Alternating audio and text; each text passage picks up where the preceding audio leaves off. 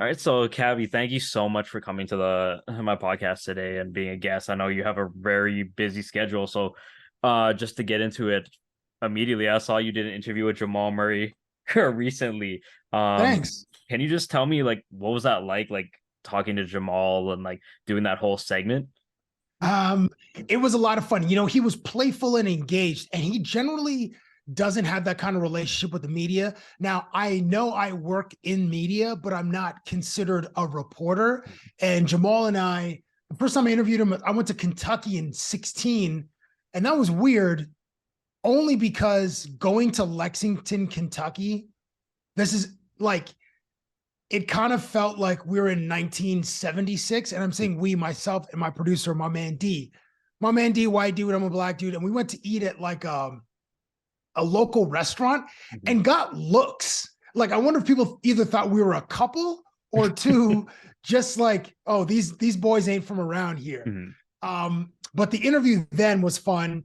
And the one recently, now I set it up like Jamal and I follow each other on IG, so I'm able to access him that way. I also have his number, but he never responds to text messages. Here's the thing, like there are athletes that will never respond to text messages, and there's also a barrier for my communication with athletes because I'm a Samsung guy. I come at them with these green text bubbles that Apple intentionally makes ugly so that I am judged for my phone. I use a Fold 4. The phone is like $3,000. It's more than an iPhone. However, when the green text bubbles show up on Jamal's phone, it's just like, there's a moment. So he doesn't respond to those, responds to IG DMs. So when he was in Toronto, God, I think they played the Raptors in February. I went to see him and we spoke, and I said, Jamal, when do you want to do our interview? Do you want to do it in the first round of the playoffs or the second round of the playoffs? He's like, how about the first round? I was like, all right, cool.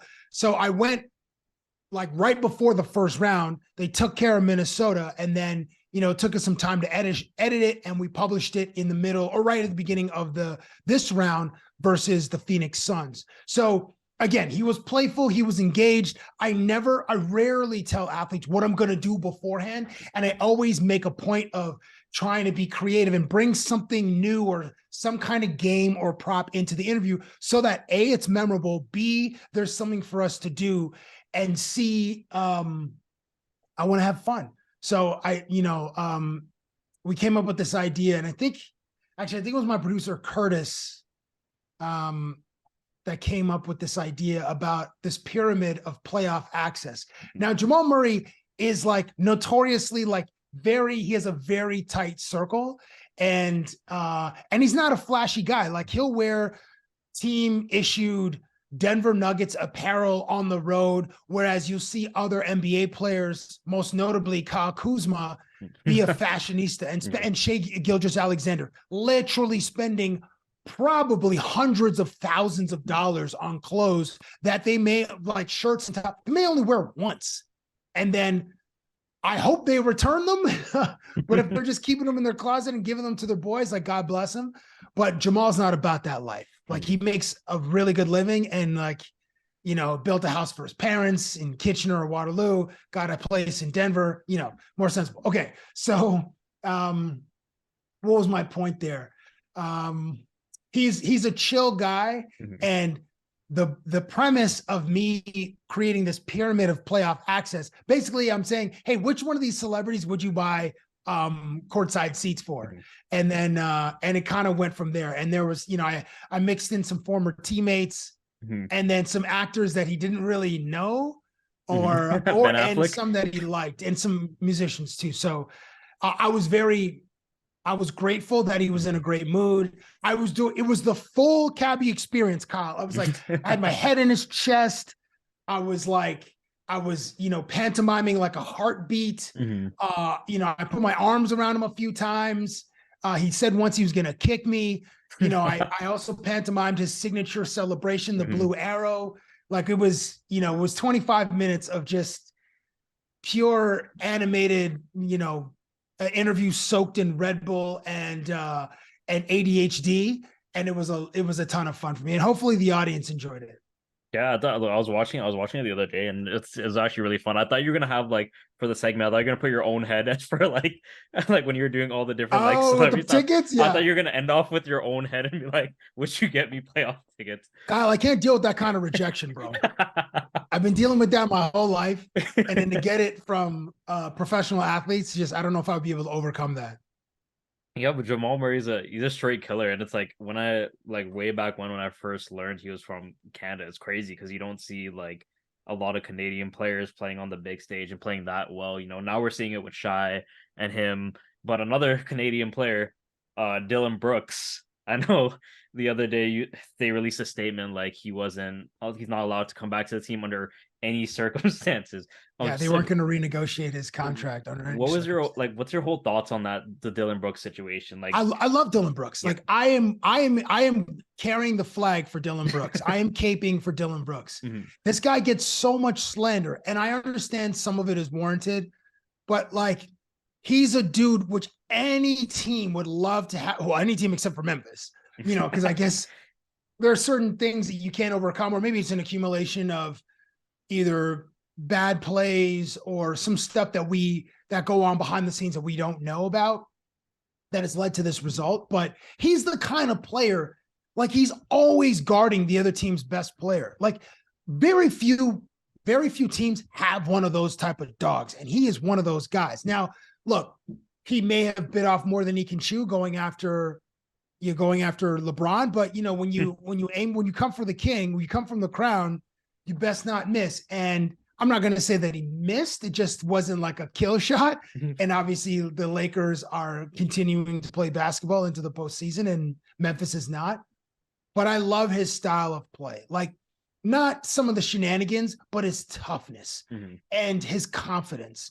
And it's really hard to be an NBA player, obviously. Mhm. And he has an alpha on his team named John Morant, Yeah. who was in a position to be one of the faces of the NBA for the next 15 years, along with Luka Doncic, Zion Williamson, and I'm trying to think of who others, another superstar under 23 that's just explosive.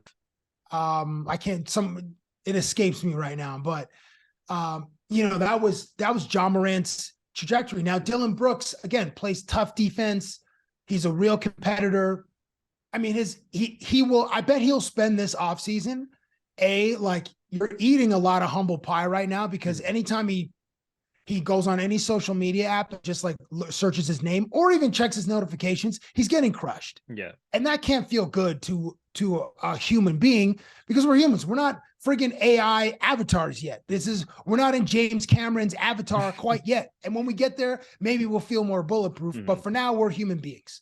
Yes. So this summer, I'm sure, will be one of reflection, and maybe he'll use that spite as a positive, like famously where Michael Jordan would invent beefs, would Yeah. invent conflicts in order to give him more of a mental edge, Mhm. and then just go kill his opponents for 42 points, eight rebounds, and 5 assists, Mhm. and shoot three pointers. So maybe some of that will rub off on Dylan, and his next team or his next situation will be the benefactor because hopefully his batteries will recharge and hopefully he'll have the same mindset, but just be even more motivated to prove everybody wrong and like to give the league a giant FU.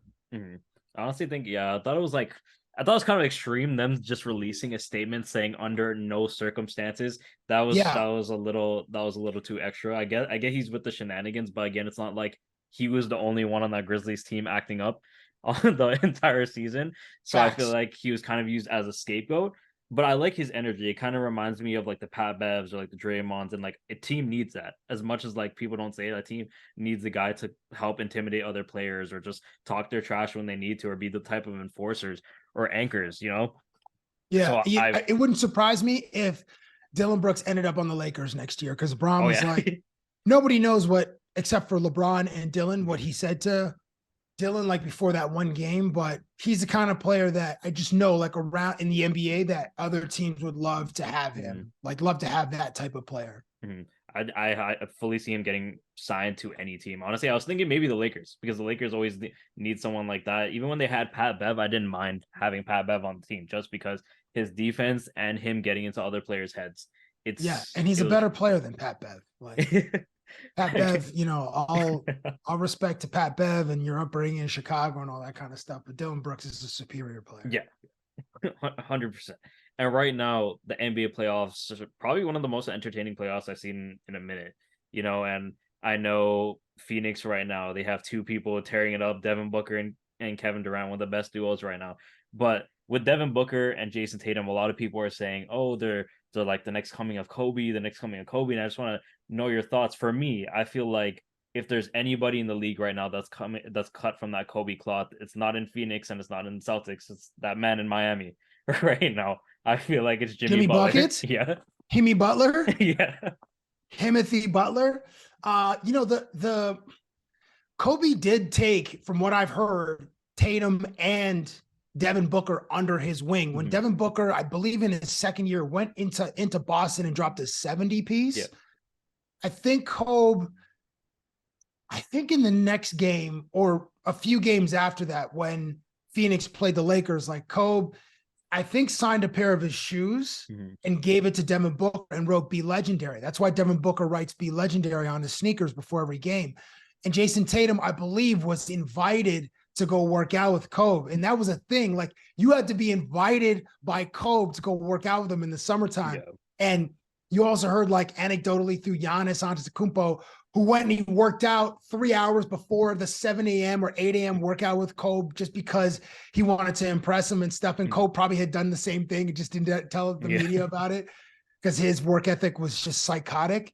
But because Devin Booker and Kevin Durant, and I know less so KD, but Devin Booker is like, him and Jason Tatum are single-handedly, and I guess Brad Beal to a certain extent too, are keeping the mid-range alive. Yeah. I'm sorry. And also let me put DeMar DeRozan in that category too, along with Devin Booker and Jason Tatum. Like, those dudes are like, no, like, we're getting when you need to go get a bucket, like, there's only one Steph Curry. There's only like one or two players that'll shoot 13, 14 3-pointers a game. It was previously James Harden in Houston, and it's Stephen Curry right now. So the mid-range is the preferred method of bucket getting for Devin Booker and Jason Tatum, and they're both phenomenal scorers.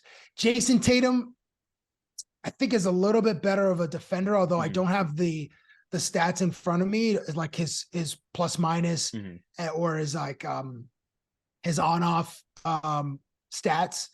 But I think Tatum has a little bit more Kobe in him. However, this is like splitting hairs of greatness. Like, it is the fact that we're talking about those guys in Kobe's light is like an incredible compliment to their talent and what they've been able to accomplish so far in the NBA. Both have gone to the finals, and both have a chance to return to the finals and perhaps win one. Because this year, Kyle, is so wide open, bro. Like, the parity is crazy. Nobody predicted, except maybe the 15 guys that wear Miami Heat uniforms and Udonis Haslem, that they would beat the Milwaukee Bucks. Yeah. Now, obviously, fortune favors the bold. So there's that, but there's also like fortune favors the team with a healthy superstar. And in this case, it was Jimmy Butler because Giannis almost broke his back in game 2 and he missed the game and wasn't 100%. And then boom, the 8th seed in basketball out. And now in the second round, as the time we're recording this, there is a seed that's represented. A team represents each seed, like 1 through 8 in the second round. I can't remember when that's happened before, maybe in the 90s. And we also saw it in hockey too. Like, legitimately, the Florida Panthers were the 8th seed in the East and beat a record-breaking Boston Bruins team. Like, it's never, I don't think it's and also from the same town or the same geographic region, South Florida has 2 8 seeds that beat a 1 seed. Like, it's nuts. But anyway, basketball to me is so unpredictable this season. And it's great. It's great to have parity. The NFL celebrates its parity. Hockey celebrates its parity as well, because there are times where a St. Louis Blues or in 2019 or the Los Angeles Kings in 2018, an 8 seed will go all the way to the finals and actually win the championship. So maybe we'll get that this year in the NBA. And it's just like interesting to see, like, because the championship is wide open. And when the Bucks when the Bucks upset and that's why I brought the Kobe analogy up, because when the Bucks got upset, all the Miami players were they're popping champagne in the locker room, whatever. But in the background, you just see Jimmy Butler just sitting. He's not doing anything. He's just locked in, ready for the next series. So that's why I was like, maybe the closest thing cut from that Kobe cloth is Jimmy Butler himself. And we all kind of just looked over it until now. But playoff Jimmy Butler was not a fluke. This is how he really is. He's born for these moments. And if you had to give your prediction right now, who would you? I know it's wide open, but who would you see in the finals or going to the finals? I don't enjoy giving predictions because mine are always wrong. I am batting 1,000 in incorrect predictions. One note I want to add to your Jimmy Butler observation about Kobe is that Jimmy's on his own wavelength. He's on his own frequency. And we're now hearing, well, recently we heard a story from Jeff Teague, like the mystique and myth building of Jimmy Butler. And it's another variation of that famous scrimmage with the Minnesota Timberwolves where Jimmy Butler played with the third string guys. And then he murked the first stringers with Wiggins, Karl Anthony Towns. I can't remember if D'Angelo Russell was there, Jeff Teague. Like he beat them, and Jeff Teague told the story like he was still wearing his warm-ups. He's still wearing his Jordan warm-ups.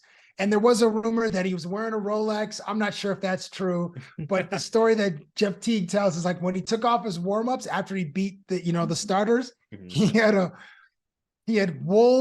Minnesota Wolves team apparel on, but he cut the Minnesota out of the shirt. So he just exposed chest and then Wolves underneath it. And then he cut the Minnesota out of the shorts. So there's just like a strip of his quad muscle showing through his shorts. And then after he beat the starters with the third stringers, then he went to his house and he did an interview with Rachel Nichols. So Kobe didn't do anything quite that flagrant, but it's just fun to enjoy these stories of these incredible performers and the myth building around them. So my prediction for theater and history, it would be cool to see the Lakers face the Celtics. Both teams have 17 championships. This is a chance, like if LeBron wins 2 championships with the Los Angeles Lakers, he's now Laker guy. I know he won 2 with Miami, but like at this stage of his career, and like winning whoever and if he beats Boston, it's just incredible theater. I'm sure the ratings would go through the roof. It would be like a cultural event because both teams these are the 2 most storied franchises in the sport. And then here you have, as you mentioned, sort of maybe the next coming of Kobe, and you have King James and like he's only chasing one human. He's chasing one man for ultimate legacy. And in the eyes of most sports fans, he needs 2 more Larry O'Brien trophies. Not this sports fan, me. I think that LeBron as a player is greater than Michael, but his resume is not as great as Michael's resume. But anyway, that would be incredible for, again, theater, narratives, entertainment. I have a personal stake in rooting for the Denver Nuggets because I love Jamal Murray and I'm open about my fandom. And I think Nikola Jokic he's obviously a generational talent and had the stats to earn a 3rd straight MVP trophy. I know that the MVP voting is kind of weighted with the narrative as a part of that too. And I'm not sure exactly what the percentage is. It's more of an art form, not a science.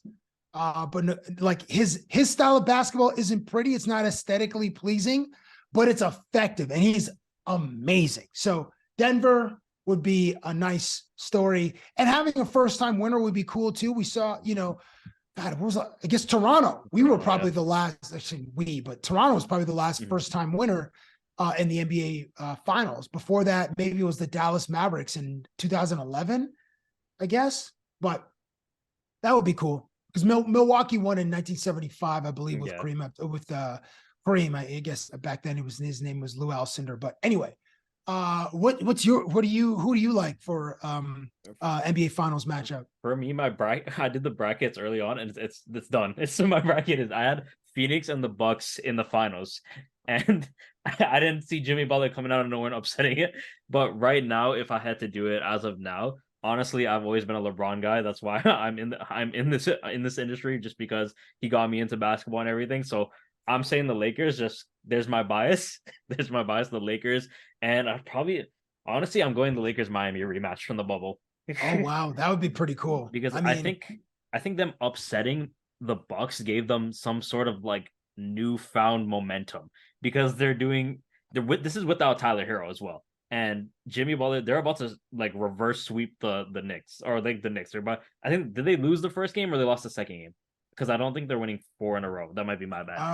I can't remember, but it will likely be a gentleman's sweep at the time Yeah. of this recording. Yeah. Yeah, so I honestly think Miami could do the impossible, and I'm just gonna go with the big underdogs here, and I'm rooting for it because I was gonna touch on this as well with the what you said about Jokic and him not winning the MVP. I thought my MVP was Giannis, but like he didn't win it. But Same. I thought Same. Jokic was gonna end up taking it. But I feel like, and want to know your opinion too, where the narrative switched. I think it was that first take segment where JJ Redick and Kendrick Perkins Oh, got into that's interesting. because I noticed that's when a lot of it turned, when Kendrick Perkins brought up they're only kind of voting for white players, they're doing this, and he brought up all these stats, and then JJ kind of destroyed him.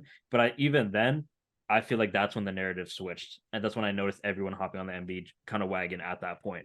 Yeah, there was an Embiid game where he dropped either 45 or a 50 piece. Mm-hmm.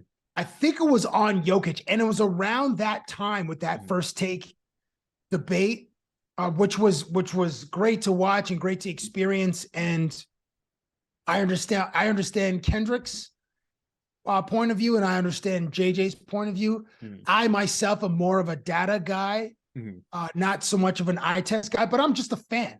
Mm-hmm. And just because of the way our society is, and certain attitudes and points of view are so emotional in the culture, and people are in their feelings, and they're not basing statements on data and facts. I lean more into the data and facts because I'm not just going to speak out of gut feel or something anecdotal or what I believe other people believe. So I lean more stats. So like you, I thought Giannis was the MVP. I put a few bucks on him too to win MVP. And I was saying this to Donovan Bennett the other day. I'm like, it would be a crime if Giannis Antetokounmpo does not win 2 or 3 or 2 to 4 NBA championships, because he is also a generational player.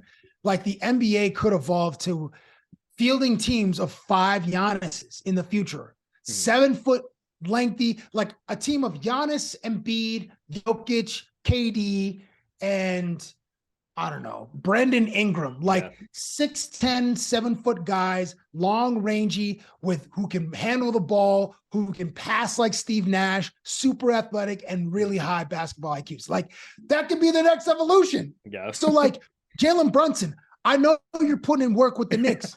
Sorry, homie. You got to go to Europe and ball, bro, because you're 6'1" or 6'2". Like you're not. We don't need you over here. Like it could get to that point. So, yeah, I'm with you, Giannis for MVP. Yeah, there was, and I can't remember when this happened, but there was a game where Embiid cooked. I want to say he cooked Jokic, and that also helped to turn the narrative, because it was Jokic the whole season. It was like Luka started off really hot, and then Luka kind of fell off, and then, or I don't know if he fell off, but like maybe it was around the Kyrie Irving gets traded to Dallas. That experiment is a failure. And then Embiid, I think this is where like the narrative comes in. Like he was like healthier than in previous years and more available. And he also led the NBA in scoring, which helps.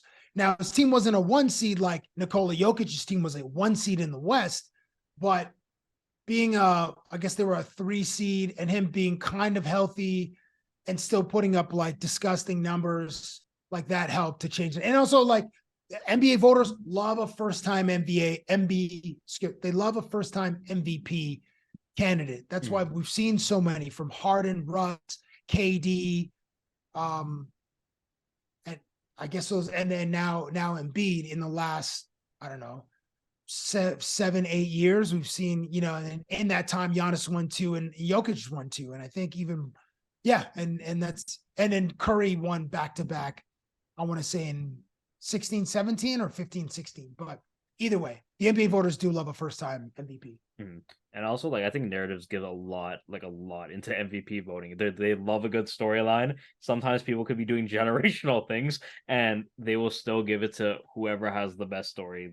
People are saying Kobe, Nash robbed Kobe way back when. Derrick Rose robbed LeBron. Yeah. Harden robbed LeBron again in 2018. But a lot of people, I feel like a narrative is a big part in this, and going forward too, and probably the last thing I'm probably gonna ask you here is, what do you think when it comes to going back to Canada with the Raptors? They just fired Nick Nurse. What do you think their direction should be going forward right now? Because should they trade Siakam? I asked this to another Vivek Jacob last week. I was interviewing him and asked him, would you do a Scotty straight up for Anthony Edwards trade if that was proposed? Or whoa. What would you is that out there? No. Oh, 100% no. But what would you like to see the Raptors do going forward? One quick note about your thoughts on narratives playing a role in MVP voting. There was Nikola Jokic fatigue, and there was almost some sentiment against like the advanced analytics crowd and like the stats nerds. So that helped Embiid. Yeah. Now the direction of the Raptors, I trust 1,000,000% the brain of Lord Masai Ujiri. So because he sees these guys every day and he has institutional knowledge about what other offers are out there, what's buzzing his phone, emails or text messages from agents or other general managers or other coach. Is it time for the Raptors to clean house? I don't think so. I don't know if they gave this experiment with 7, 6, 9 guys enough time. It sucks that Otto Porter Jr., who played in the finals last year, the reason Toronto got him, veteran champion guy, didn't play. Yeah. So we didn't get any of his production. And the Raptors were terrible at 3-point shooting this year. Otto Porter Jr. was going to help that. Gary Trent Jr. and Fred VanVleet probably cost themselves a few million because they were uncharacteristically struggled from beyond the arc this season. I mean, trading Pascal is a big swing, and we know Masai Ujiri takes big swings. He's done it before. I'm emotionally invested in the team, and I don't want to see any of those guys go. However, if they do, I'll wish them the best, and then I'll embrace the new players that Toronto has. But at this point, I have no idea, bro. Like, I don't even, again, like I have access to less than 1/10 of 1 percentage point of the information that Bobby Webster has on his phone and Masai Ujiri has on his phone. So as a fan, I obviously want this team to be a playoff contender. And I wouldn't want them to trade Pascal Siakam I would accept it. And I'm sure they're weighing their options as far as like, first of all, who's going to coach this team? What's that coach's philosophy? What's that coach's system? How could it help the players? How could it help take them to the next level? All those kind of things. Because I think eventually Nick Nurse just lost the team. He's a great coach and a fantastic tactician. Him and Eric Spoelstra are probably the best tacticians in the game. But they just never really, there was like so wildly inconsistent that I wonder if the players just stopped listening or they just lost the room. And that happens. And then sometimes you just need a fresh change, and then teams will perform again. Yeah, it's going to be interesting to see what they do going forward. I said maybe they should have just tanked this season and just went after Wemby. But no, man, that's too drastic, bro. That's like, maybe they should, because I feel like they're stuck where they're not bad enough to be a lottery team, but they're not good enough to be playoff contending, and they're kind of just in like the Portland Trailblazers level of hell right now, where it's just they can't go anywhere. So they have to either make some big moves to either win or lose, but we'll see what happens, going forward with the team. Only one team is getting Big Vic. So like Detroit did a phenomenal job being terrible. Orlando, phenomenal job being terrible. Portland, excellent job. So, I mean, I know that the weighting system is a little bit more balanced as far as who gets the number 1 overall pick to prevent tanking. And the play-in tournament is just a great new mechanism in order to keep fan bases engaged. I'm sure hockey will do that soon as well. And then David Silver, when I worked at Bleacher Report, so I worked there from 19 to 21, and our SVP told us that in 2014 and 2015, Adam Silver was in their offices floating ideas. Like, he just met with the brain trust at Bleacher Report, and he's like, he was asking about policies and like format changes like 10 years ago. The play-in tournament, a mid-season tournament like soccer does. Also asking about like the weed policy, like, should we change it? Does it matter? Do you guys think the public perception will? He was doing like floating ideas out there, and this is the kind of like thinker that he is. And I think, is it this year we'll see the mid-season tournament or the following year? I think there were some articles written about like what the format would be around Christmas time. And I love innovation. So give me innovation that engages all of the fan bases and just gives us more theater, because sports are entertainment. It is the escape for us, and we love it. So we become emotionally attached to players, to teams, to sports, to cities, etc. And I want more of it. Put it in my veins. I saw a wild tweet. They pitched out like take the bottom 4 teams and have them play in their own tournament for the number 1 seed, and see how the number 1 pick. That's an interesting thought, but I don't think those grown men are going to be. They're going to give it like 100% to like draft the guy that's going to eventually replace one of their jobs. Them, You know what I mean? So like in theory, it sounds great, but who's actually going to go do that? Like, you want me to go play for the right to get to draft the guy that's going to take my job, 13th spot on this team? No boy. But yeah, that's probably all the time we have for today. I want to thank you so much for doing this, and I loved hearing your thoughts and opinions on everything. It's just really entertaining talking to you, and I know you're super busy, but just thank you so much again for coming out. You're welcome, Kyle. Thanks for the invitation, bro. No worries.